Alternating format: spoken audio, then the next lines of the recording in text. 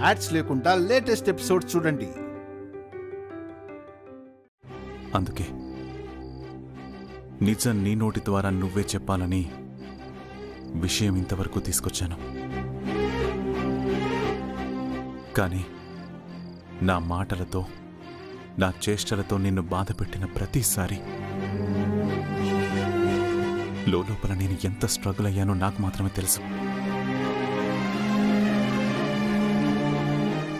ఇప్పటికైనా చెప్పను, ఎందుకు ఇదంతా? నువ్వు నాకెందుకు దూరంగా ఉండాలనుకున్నావు? చెప్తాను సార్. ఇన్ని రోజులు గుండెల్లో దాచుకున్న భారం ఈరోజు బయట పెడతాను. దూరం మనిషిని ఎంత బాధ పెడుతుందో నాకు తెలుసు.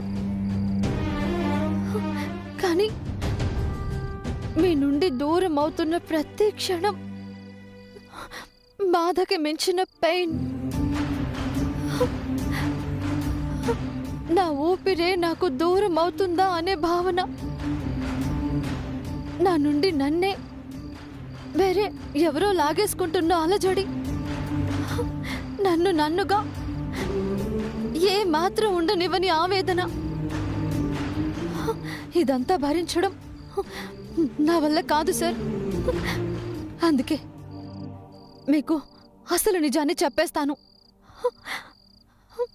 నేను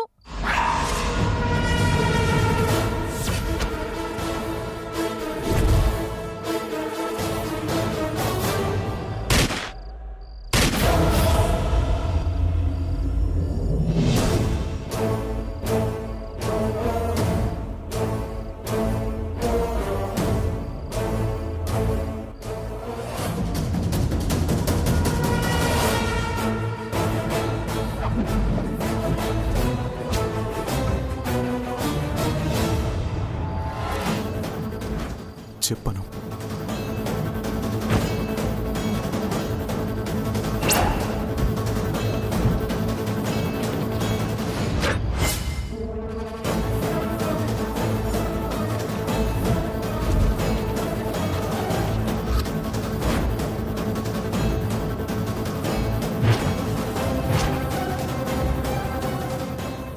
ఏమైందను? చెప్పను. నేను నేను మిమ్మల్ని ప్రేమిస్తున్నాను సార్. నువ్వు నన్ను ప్రేమిస్తున్నావని నాకు తెలుసాను. అను కాదు సార్, రాజీని.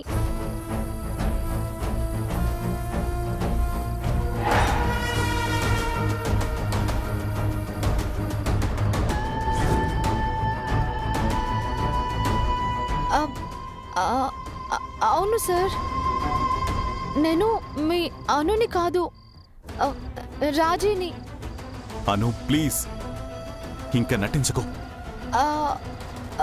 నటించాను సార్. అను పేరుతో మీ భార్యగా నటించాను. వర్ధన్ కుటుంబానికి కోడలిగా నటించాను. ఆఫీస్ స్టాఫ్ అందరి ముందు మిస్సెస్ అనురాధ ఆర్యవర్ధన్లా నటించాను.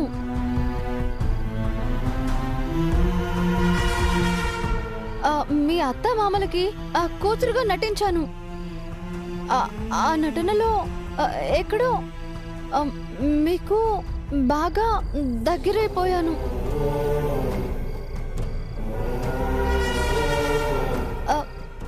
ఎంతలా అంటే ఎన్నో జన్మల నుండి మీరే నా భర్త అనిపించేంత దగ్గరైపోయాను.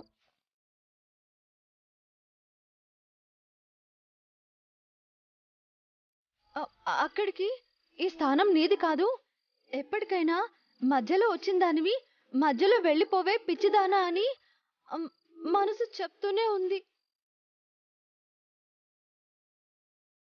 కానీ అదే పిచ్చి మనసు మీకు దాసోహం అయిపోయింది. అయినా మిమ్మల్ని ప్రేమించకుండా ఎవరు ఉండలేరు సార్. మీ రూపం, ఆత్మీయంగా పలకరించే మీ మాట, ధైర్యం చెప్పే మీ చూపు, నా మనిషి అనిపించే మీ నవ్వు, ఇవన్నీ నాకు తెలియకుండానే నేను మిమ్మల్ని ప్రేమించేలా చేశాయి సార్. అందుకే మీకు దూరంగా వెళ్ళలేకపోయాను.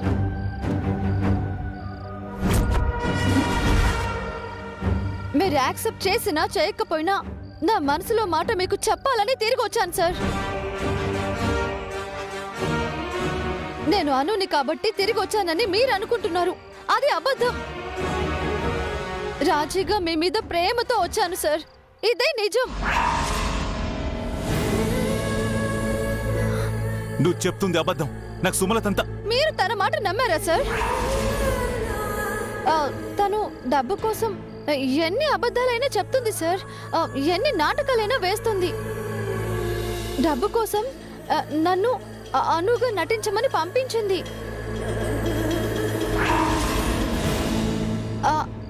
అను గురించి మీరు పడే తపన, తాపత్రయం అదంతా గమనించి దాన్ని అవకాశంగా తీసుకుని మీ దగ్గర డబ్బులు గుంజడానికే నేను మీ అను అనే అందమైన అబద్ధం అల్లింది. దాన్ని నమ్మి మీరు అనవసరంగా ఆశలు పెంచుకుని విషయం ఇంత దూరం తీసుకొచ్చారా? నేను చెప్తున్నాను కదా సార్, అను దూరమై మీరెంత బాధపడుతున్నారో మీరు నన్ను దూరంగా పంపించేస్తున్నప్పుడే నాకు అర్థమైంది. ఆ బాధ నేను భరించలేనని అర్థమయ్యే నా ప్రేమని తెలియజేస్తున్నాను. మీరు యాక్సెప్ట్ చేసినా చేయకపోయినా మిమ్మల్ని ప్రేమిస్తూనే ఉంటాను. మీరు నన్ను ఉండమన్నా వెళ్ళమన్నా నేనేం బాధపడను. ఎందుకంటే నా మనసులో భారం దించేసుకున్నాను కాబట్టి. నా మనసేంటో మీకు చెప్పేశాను, ఇక నిర్ణయం మీదే సార్.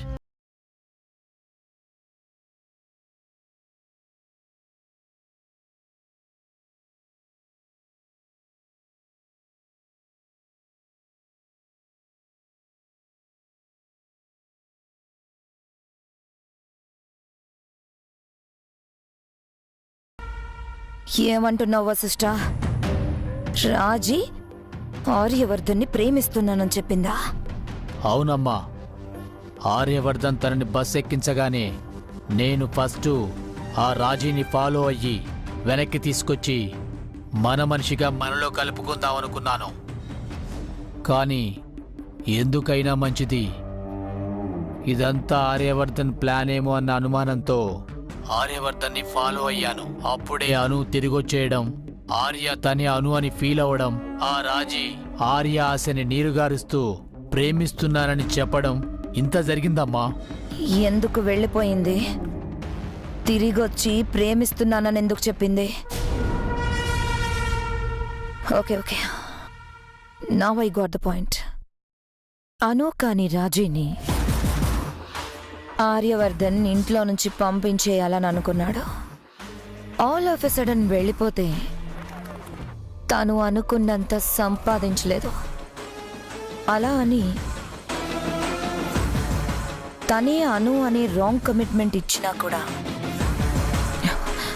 ఆర్యవర్ధన్కి ఈజీగా దొరికిపోతుంది.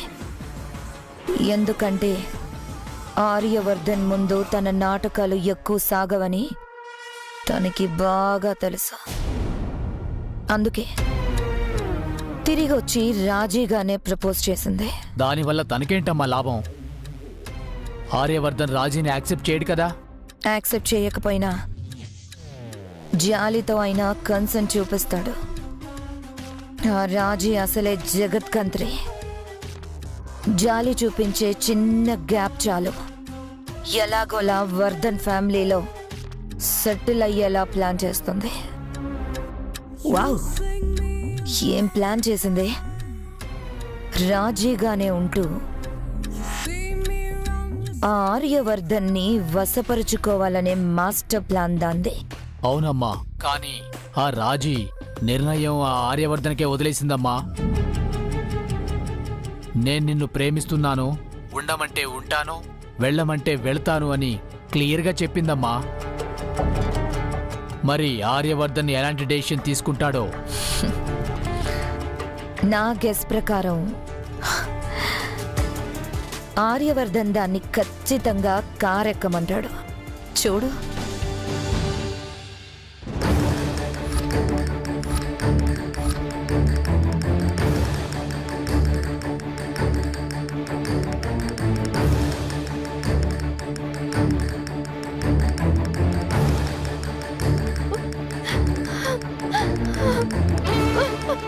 నీ కళ్ళల్లో వస్తున్న కన్నీళ్ళు నిజాన్ని దిగమింగి బాధతో వస్తున్నాయని అర్థమైందను.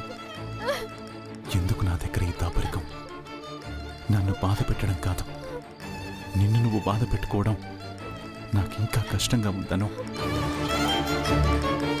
ఇంత దాకా వచ్చా కూడా దాస్తున్నావంటే ఏదో బలమైన కారణమే నేను ఆపుతోందన్నమాట. ఓకే, నీకు నువ్వుగా నిజం చెప్పే వరకు నేను నిన్నేం ప్రశ్నించను. వెయిట్ చేస్తాను. నీకోసం, నీ ప్రేమ కోసం.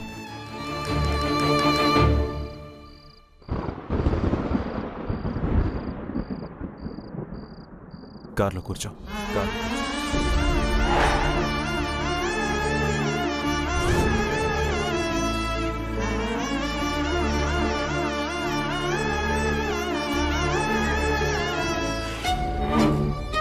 అమ్మా, మీరు చెప్పినట్లుగానే ఆర్యవర్ధన్ తనని కారెక్కమన్నాడు. Good, very good. అయితే ఆర్యవర్ధన్ రాజీ ట్రాప్ లో పడ్డాడన్నమాట.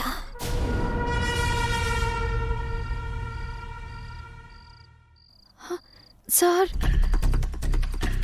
కారెక్కు. సార్, అంటే మీరు నా ప్రపోజల్ని యాక్సెప్ట్ చేసినట్టేనా సార్? ఆర్యవర్ధన్ ప్రేమ ఎప్పటికీ అనుకి సొంతం. అను ఎప్పటికీ ఆర్యవర్ధన్కి సొంతం. మధ్యలో వచ్చిన అనుకోని మార్పులు మా మధ్య దూరాన్ని సృష్టించగలవేమో గాని మా మనసుల మధ్య దూరాన్ని తీసుకురాలేవు.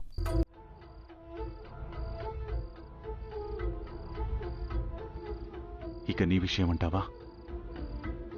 ఇప్పుడిప్పుడే నిన్ను నువ్వు తెలుసుకుంటున్నావు. నువ్వు కాని నీ నుండి బయటికొచ్చే ప్రయత్నం చేయాలనుకుంటున్నావు. ఒక మనిషికి దగ్గరై తనని మనసారా ప్రేమించి తనే మన జీవితం అనుకున్న తర్వాత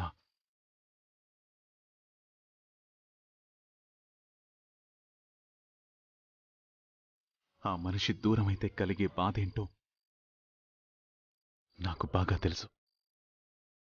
ఎందుకంటే ఇప్పుడు నేను ఆ బాధనే అనుభవిస్తున్నాను కాబట్టి.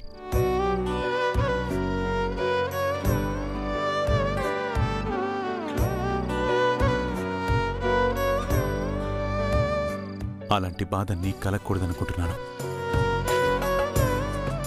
అందుకే నీ ఇష్టాన్ని గౌరవించి నిన్ను తిరిగి తీసుకెళ్తున్నాను.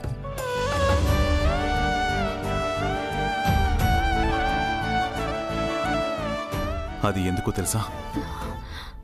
నీలో ఉన్న నిజాన్ని నువ్వు తెలుసుకునే రోజు, బయటపెట్టే రోజు వస్తుందనే నమ్మకంతో.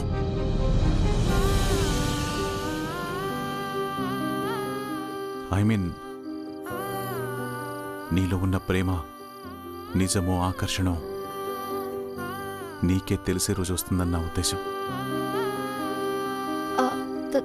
థ్యాంక్ యూ సార్, నన్ను అర్థం చేసుకున్నందుకు. నిన్ను నేనెప్పుడూ అర్థం చేసుకున్నాను. నీకు నువ్వు అర్థం అవడమే ఆలస్యం.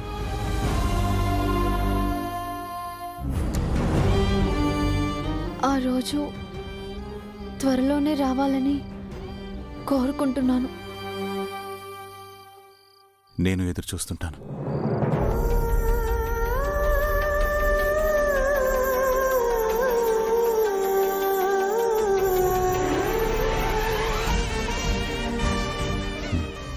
పద.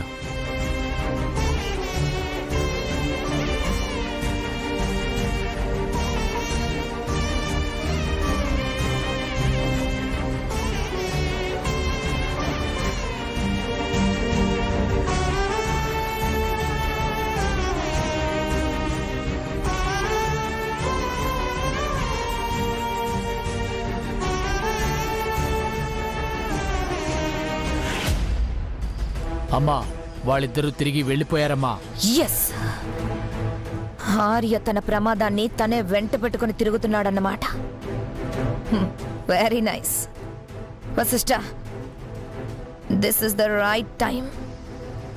ఈ సమయంలో ఆ రాజీ మన చేతికి ఆయుధంగా దొరికితే మాత్రం ఆర్యవర్ధన్ మీద మన పొగ తీరడానికి డైరెక్ట్గా వేదొరికినట్టే.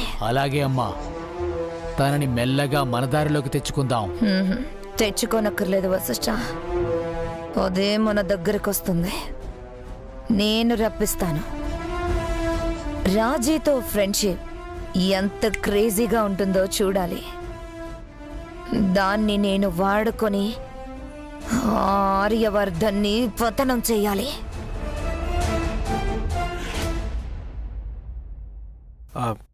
వదనమ్మా. అను, ఏమైంది ఆర్య? ఫ్లైట్ కానీ మిస్ అయిందా? అవునమ్మా, కార్ ట్రబుల్ ఇచ్చి దారిలో ఆగాల్సి వచ్చింది. దాంతో ఫ్లైట్ కూడా మిస్ అయింది. అందుకే వెనక్కి తీసుకొచ్చేసాను. మరి ఎలా దాదా? ఇంకో ఫ్లైట్ ఏమైనా బుక్ చేయమంటారా? అవసరం లేదు నీరజ్, తన ప్రోగ్రాం కూడా క్యాన్సిల్ అయింది. పోనీలే, ఏం జరిగినా అంతా మన మంచికే అంటారు. అను కూడా ఇష్టంగా వెళ్ళాలి అనుకోలేదు, అందుకే ఇలా జరిగినట్టుంది. యా, యు ఆర్ రైట్ అమ్మా. అను, నువ్వేం డిసప్పాయింట్ అవ్వలేదు కదా? డిసప్పాయింట్ ఎందుకత్తమ్మా, చాలా సంతోషంగా ఉంది.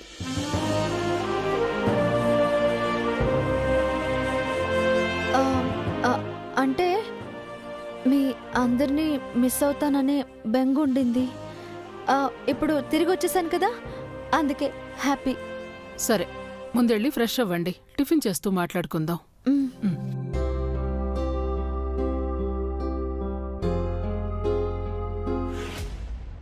మేడం, మేడం, మాదే, అంతా మాదే.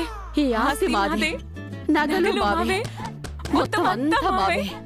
ఈ ఆస్తి మొత్తం మాదే, అంతా మాదే. ఈ కార్లు బంగ్లాలు మావే, ఈ డబ్బు మాదే. ఈ డబ్బు మాదే, ఈ డబ్బు మాదే, అంతా మాదే. ఈ కార్లు బంగ్లాలు మావే, ఈ డబ్బు మాదే. గోల్డ్ మాదే, కార్లు మావే, ఆస్తి మాదే, ఆస్తి మొత్తం మాదే, మొత్తం అంతా మావే. సరేమ్మా, నేను బయటికి వెళ్ళొస్తాను. సరే. అమ్మగారు, అమ్మగారు, అమ్మగారు, అమ్మగారు, ఏమైంది? పైన షీలా మేడం, మానసి మేడం పిచ్చి పిచ్చిగా ప్రవర్తిస్తున్నారమ్మా. నీరజ్, పద చూద్దాం. సరేమ్మా.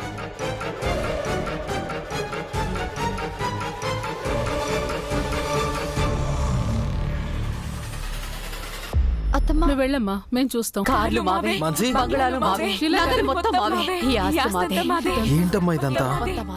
మాన్సి, షీలా గారు, మాన్సి, షీలా గారు, మాన్సి, షీలా గారు, మాన్సి. ఈ డబ్బు మాదే, మాదే, మాదే. ఈ డబ్బంతా మాదే. షీలా గారు.